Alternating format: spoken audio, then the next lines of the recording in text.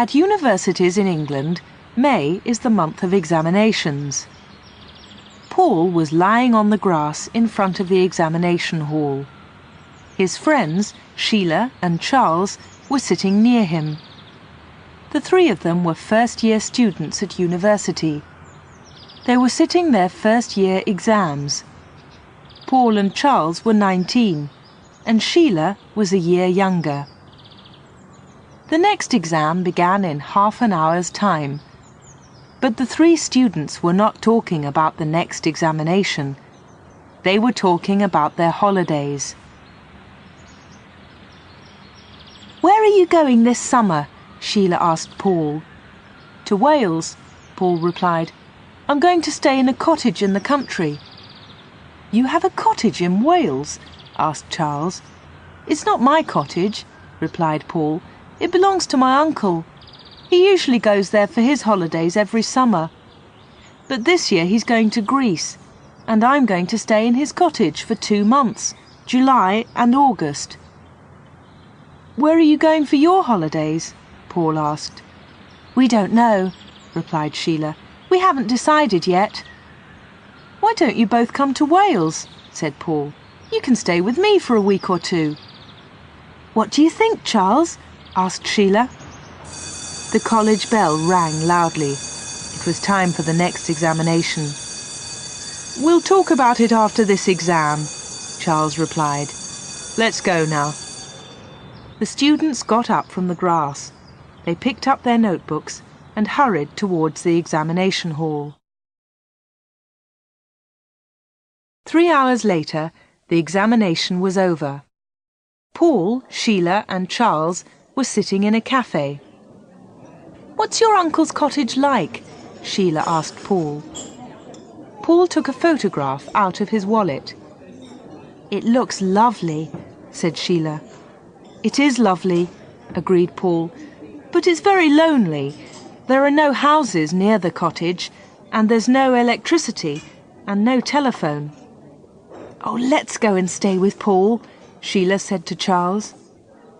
"OK," agreed Charles. "We can stay there for a week." The three students made arrangements for their holiday in Wales. "Come on the 5th of August," said Paul. "That's a Monday. The train from London arrives at Llanvoy station at 1:30. "Where's Llanvoy?" asked Sheila. "It's a small railway station near the cottage," answered Paul. "Fast trains from London stop there."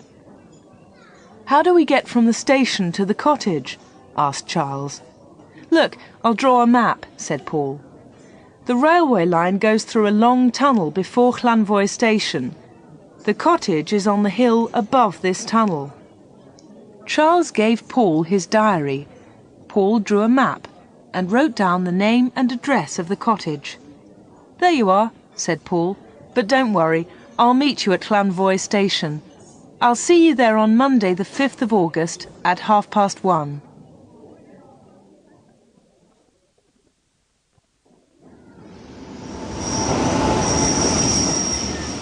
It is the 5th of August.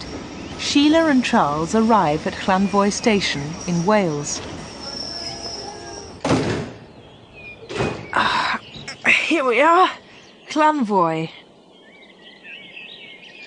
"Where's Paul?" "He's late."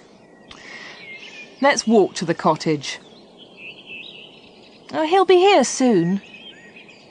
Just then, a soldier walked past. "Excuse me, is there a cafe near here?" Yes, outside the station." "Charles, what's in those bags?" "I don't know."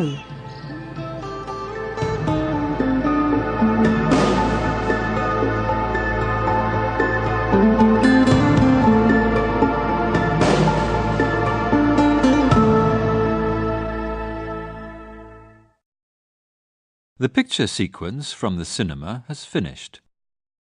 You can look at it once more if you want. Sheila and Charles went into the small cafe. There was a young girl behind the counter. Sheila went up to her. "Has a young man been in here this morning?" asked Sheila. A soldier? Asked the young girl. No, not a soldier, a student, replied Sheila. Oh, we see a lot of soldiers here, said the girl, but no students. Charles asked for 2 coffees. He sat down with Sheila at a table near the window. Paul's forgotten about our visit, he said. We'll have a coffee, then we'll walk to Hilltop Cottage. They sat at the table and looked out of the window. Some soldiers were loading bags into the lorry. Other soldiers were standing on guard. The girl brought the coffees. What's in those bags? Charles asked her. Banknotes, replied the girl.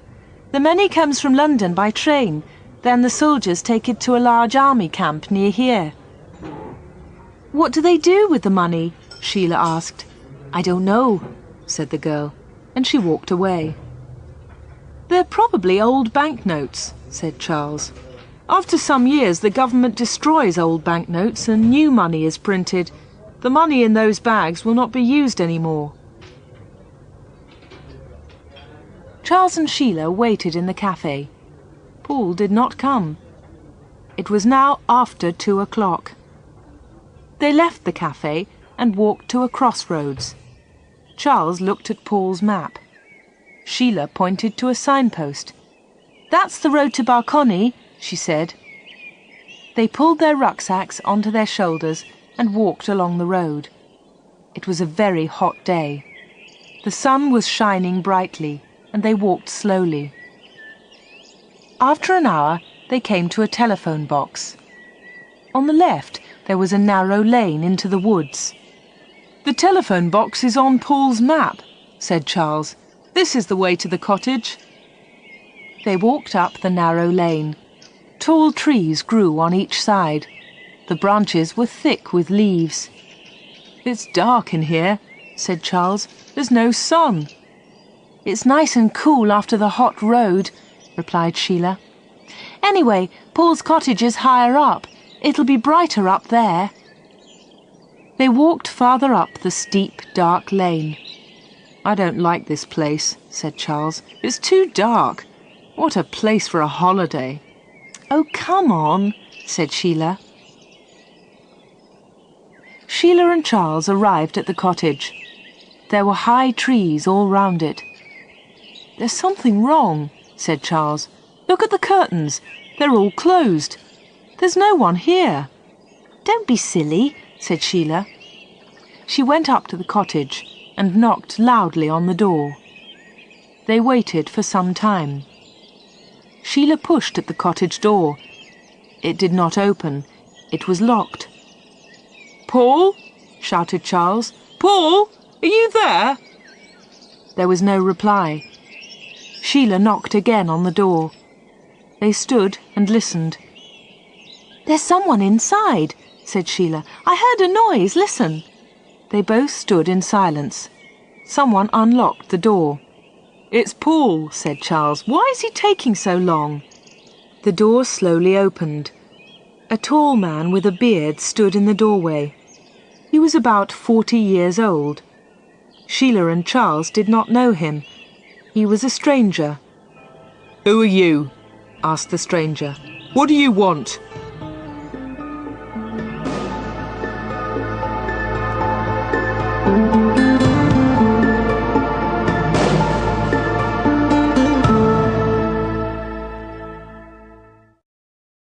The picture sequence from the cinema has finished. You can look at it once more if you want. Sheila looked up at the tall man. Is Paul in? She asked. Paul? Said the stranger. There's no one here with that name. You've made a mistake. The stranger slowly closed the door. But this cottage belongs to Paul's uncle, said Sheila. We saw it in a photograph. It was another cottage in your photograph, said the man. It wasn't this one. This cottage is mine. I live here. The man was becoming angry. You've made a mistake, he shouted. I don't like visitors here. Go away. The door closed with a loud bang. Sheila turned away from the door. She saw a piece of paper under a bush. She stopped and quickly picked up the paper. "We've made a mistake," said Charles. "Paul isn't here. We've come to the wrong cottage. Let's go back to the road." They walked back down the lane. After a few minutes, Sheila stopped. The cottage was now behind the trees. Sheila opened the piece of paper and looked at it in surprise. "We haven't made a mistake," she said to Charles. "Look at this." Charles took the paper and looked at it. "It's an examination paper," he said. "It's our exam paper. We sat this exam in May." "Paul sat this exam too. So Paul is here. Something is wrong." "Look, there's an old building. We'll wait there. But what are we going to do?" "We'll go back to the cottage tonight. We must find Paul." "Listen, I can hear a noise. It's a lorry. It's coming up the lane to the cottage."